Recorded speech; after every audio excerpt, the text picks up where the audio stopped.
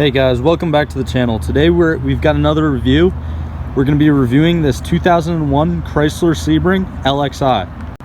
So just a little background on this car. This car was actually bought by my parents back in 2001, basically brand new, and we've really put every single mile on it, really.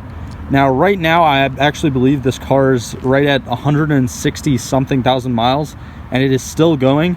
My dad has actually been using this car as his daily commuter, just back and forth from work. And you know, it's not pretty, but this car does do the job. Now I do live on the East Coast, and this car has actually basically been up and down the eastern seaboard multiple times, and it's been as far west as Arkansas. It's also been up to the Canadian border, and it has been down to Florida multiple times. But for the most part, this car has really not required much more than just regular maintenance. For example, you know, tires, brakes, batteries, struts, things of that nature. So honestly, this review is going to be pretty positive, even though this car is definitely beat up. So looking at the exterior, we can definitely see how beat up this car is, and just around, like, we have a ton of paint scratches. Now actually, if I go around this side, it's kind of funny, but this part on the roof right up here, so this part basically about a few years back, like a year or two back, the paint actually started peeling off and surface rust started to form right there. So what my dad did was basically just sand it down and literally just put on some primer. That's all he did. Again, we don't really care how much this car looks right now. We just care that it's still running, and it's basically just handling a small daily commute every day. Anyways, this Chrysler Sebring LXi from factory actually had a length of 190.7 inches, a width of 70.6 inches, a height of 54.9 inches, and a wheelbase of 108 inches flat. Now this car's factory curb weight was actually 3,317 pounds. Now I did just mention before that this car is the LXi trim. Now this LXi is basically the LXi 4-door sedan trim, and there's a pretty obvious reason why my parents actually opted to go with this 4-door trim when buying this car. And well, the reason is actually talking to you guys right now. So I was born in 2000, and in 2001 my parents were looking for a cheaper car that, you know, we can all go places in, and this car's basically checked off all of their requirements. Plus, at the time, my mom actually really loved the styling of this car. Now, the other trims actually offered for this Sebring in 2001 were the LX 4-door sedan, which was actually the most popular trim that year, the LX 2-door convertible, excuse me, the LXi 2-door convertible, the limited 2-door convertible, the LX 2-door coupe, and the LXi 2-door coupe. So, like I previously stated, the struts have been replaced by us multiple times throughout this car's driving life, and right now the front struts, excuse me, are definitely on their last leg. Now it is probably the next thing that is going to have to be maintained on this car, but just from factory, this car actually has a completely independent suspension with just traditional McPherson style struts all around. Now also keep in mind, I don't think I mentioned it before, but this car actually is a front wheel drive car. So basically all the mechanical bits of this car's drivetrain and stuff like that, it's all basically just stuffed right in this the front end of this thing. And the only really thing in the back is just the, you know, rear suspension. So now we're just going to take a look under the hood of this thing, and we can actually see the transverse mounted 2.7 liter double overhead cam, 4-valve per cylinder V6 that this car actually comes with. Now this engine is certainly not very impressive at all. It's just making a flat 200 brake horsepower at 5,900 RPMs from factory, and 192 foot-pounds of torque at 4,300 RPMs. But I mean, just looking at it from a mechanical point of view, I personally think, now I could be wrong, you could think otherwise, this is just my opinion, but I personally think that this engine actually is pretty unique. Now again, it's not impressive at all, but it is definitely unique, to say the least. I mean, to start off, The only real other transverse engine that I've seen are like little, you know, 4-cylinder Honda engines or things of that nature. Now, obviously, I say little, but I mean, comparing it to this thing is not much bigger. Yes, it's a 6-cylinder, but this is only 2.7 liters of displacement, whereas I'm pretty sure those Honda engines, like the B Series, K Series engines, are like 2.5, around there. I could be wrong. If you guys know, let me know in the comments down below. I actually kind of want to know, because I honestly don't know too much about Hondas or any other real transverse engines for that matter. Watching this, a transverse engine, all that basically means is that the engine is mounted perpendicular to the vehicle's length, like this one. So with this engine, the cylinders go, you know, 1, 2, 3, 4, 5, 6. So they basically go perpendicular to the actual vehicle's length. That's what I mean when I'm saying that. Now, typically these engines are in front-wheel drive cars, just because it works better with the transmission and, again, all the different drivetrain mechanical bits of the car. Now, the large majority of vehicles, at least here in America, have longitudinal engines, which are basically mounted parallel or with the vehicle's length, basically this way. Most vehicles that I've actually done, this is actually the first transverse engine that is in a vehicle that I reviewed on this channel. If you look back to my other videos, I know the truck that we did, the Pathfinder that we did, and I think the Charger, yeah, the Charger and the Camaro, they all have longitudinal engines. So that being said, if I'm not really explaining this very well to someone who, you know, might not know the difference between the two, definitely just search it up on Google. Basically just search up, like, you know, transverse versus longitudinal engines diagram or something of that nature, and you should see a diagram or an image to compare the two. Also, if you have any other questions for me specifically, make sure to leave them in the comments below. Now, one thing that these engines are very known for, which is a bad thing, is actually the leaking water pumps, which usually happen between 80 to 120,000 miles. Now, this problem, it creates an oil sludge problem because the water pump is located on the inside of the timing belt cover. So basically what that means is that the leaking coolant mixes with the engine oil and compromises the engine's internals. We actually had this happen at around 95,000 miles with this engine.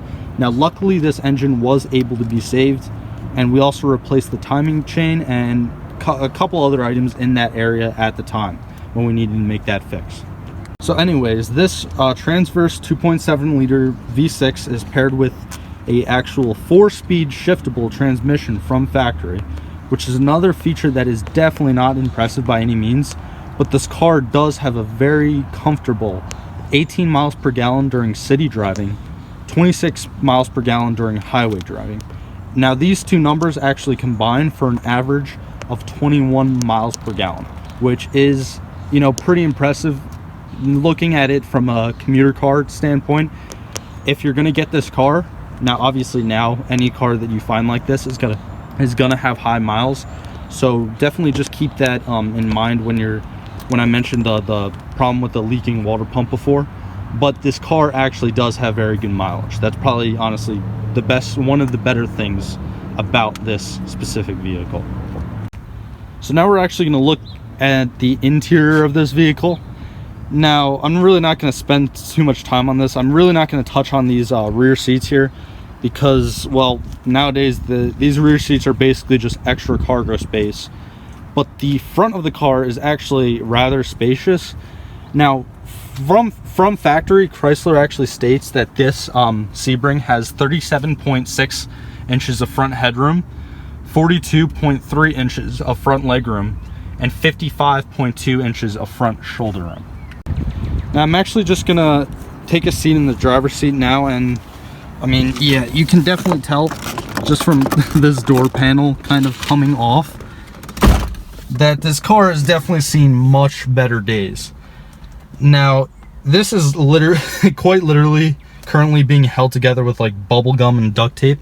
You can actually see there's literal duct tape on that one mirror there. Now, I mean, there's not too much to say about this interior other than the comical fact that this was actually the best trim offered for this year's Sebring. And honestly, back in 2001, this was considered luxurious. it was considered sporty, and it was just overall an enjoyable car. Now, I'm pretty sure most of these options that came with this car are still working, like, you know, the power seats, the power windows, like stuff like that. But I definitely know for a fact that some of these features are definitely broken. I mean, that's just how the car ages. Now, it's not this car's fault. It is, you know, basically knocking on 20 years of age. But yeah, with that being said, we're going to take this thing for a drive. Even though this thing, well, you'll see how it drives in a bit. It definitely doesn't drive like a new car by any means, but I still think it's a little fun. All right, so now we're actually in the Sebring, and I mean, yeah, you can definitely tell the struts are taking I mean, not a beating, but they do not like potholes at all. Now, that's one thing that you have to be conscious when driving cars like this, cars with higher mileage, even just older cars with not that high of mileage. You need to be conscious of potholes, just different things in the road. Driving this car is not like super friendly, and it's not really forgiving, or I don't know, it's just not cooperative really. But that being said, it's honestly not that bad at all. Now, I was wrong before. I did say that this car, getting out into traffic, it still pulls. Ooh, the transmission did not like that. The transmission did not like that at all. I'm not gonna do that again. Oh my God. Yeah, well, the engine sounded healthy there, but the transmissions and the automatic transmission did not like that with the pedal down going into second gear, so I will not be doing that again. But anyways, what I was saying before is I'm pretty sure in the beginning of the video I did say that this car had 160 something. This car actually has 144,350 miles on it. 51 now, exactly. But yeah, that's not super impressive. Now, I've seen Civics and other compact commuter cars like that go up to like 300K, like ridiculous numbers like that.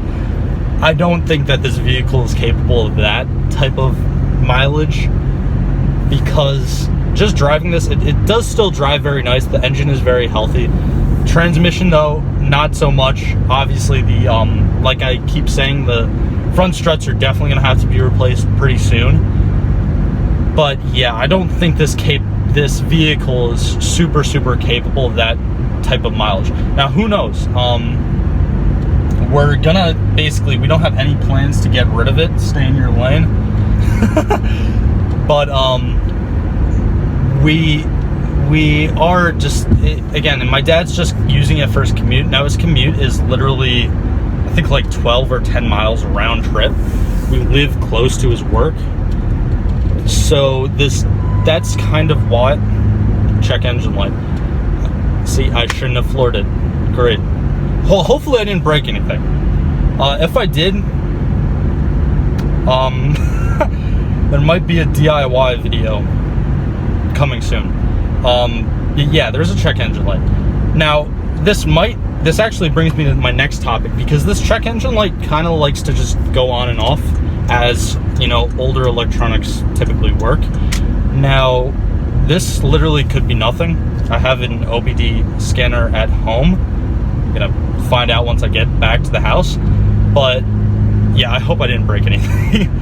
I doubt I did, though, because two codes, like one or two codes, I forgot the specific code numbers, but they always go off in this car. Now, if you're looking to buy, either you have this car and you're, you know, it's getting higher and higher mileage on it, or you're, you know, looking to pick up one of these cars with higher mileage for a beater, those codes I don't know specifically, but if you go on the forums, like, they always go off, and that's just how older electronics typically work, because wires get messed up, there's corrosion, there's this, there's that, whatever. But yeah, well, check engine light just went on, so I hope I didn't break anything. I hope that wasn't a direct effect from my pull that I did into traffic, that the car did not like. Now, taking corners with this, it is a little bit oversteery. Obviously, it's a front-wheel drive cars. Front-wheel drive cars tend to be typically oversteery. Now, there's not torque steer, there's nothing crazy like that because there's not that much power to this car. But this car does its job. Now, I just did the little pull before, like I'm not gonna test it out too much anymore, but it does its job. Now, if you drive it easy, if you drive anything easy and you maintain it properly and you just take care of it, you're gonna be fine. You know, your vehicle can reach 20, 30s, 40 years. It can reach those 200, 300,000 mile, like astronomical mileage numbers. But if my suggestions for this specific car and any other, you know, for anyone else out there looking for any other kind of beater vehicles, if you know about cars, if you're a car enthusiast, if you're a mechanic, whatever the case may be, you're going to save a lot of money because you can maintain those cars, and you can get this car now for maybe on the high end, maybe a couple $1,000s. I doubt it though, like probably like right around like $1,000, somewhere around that range, and it can work for you like it's been working for us. Now, ooh, that was a puddle. Yeah, see, this car does not like puddles. But if you're like a regular person and you don't know too much about cars or vehicles in general, don't be ashamed. If you're looking for a car or you have a car, look on forums. You don't want to, there's so many mechanics out there that, you know, they say, oh yeah, I've done everything on the car. Well, obviously you haven't done everything. Now, normally when they say that, like, let's say for example, your car has a suspension problem. Now that could be numerous different things. You go in, you drive out, it's fine, and you ask them, you know, you ask them in the shop when you're going to pay for the job, you're like, oh, what did you do? And the mechanic says everything. Like, what is everything? Now, you know, if you know about cars, you can, it's a clear-cut issue. Like, you know it has to be replaced, you know it's wrong, you know it's going bad, things of that nature. But anyways, to get back onto what I was saying, now, if you're someone who doesn't know much about cars and you just have a limited budget and you want to get a beater just for daily driving purposes, I suggest you learn about that specific vehicle in depth. You go to the forums, you use the internet, you use Google, YouTube, and you just find out about that specific vehicle. Because if you don't drive it like an idiot and you take good care of it, and if you don't know what's wrong with it, you do your own research and then take care of it, you shouldn't have any problems. Now, hopefully, I shouldn't have any problems with this engine, check engine light. So on that note, thank you guys for watching this video. Thank you guys for, you know, supporting the channel. Leave a like, leave a comment, subscribe. It helps out a ton. And let me know down in the comments below what type of videos you guys want to see next. More DIY videos, more car reviews, things of that nature. If you want your vehicle reviewed by me, I'm going to leave my email at the end of this video, and it's going to be in a link in the description below. But anyways, thank you for your support, and I hope you guys have a great day.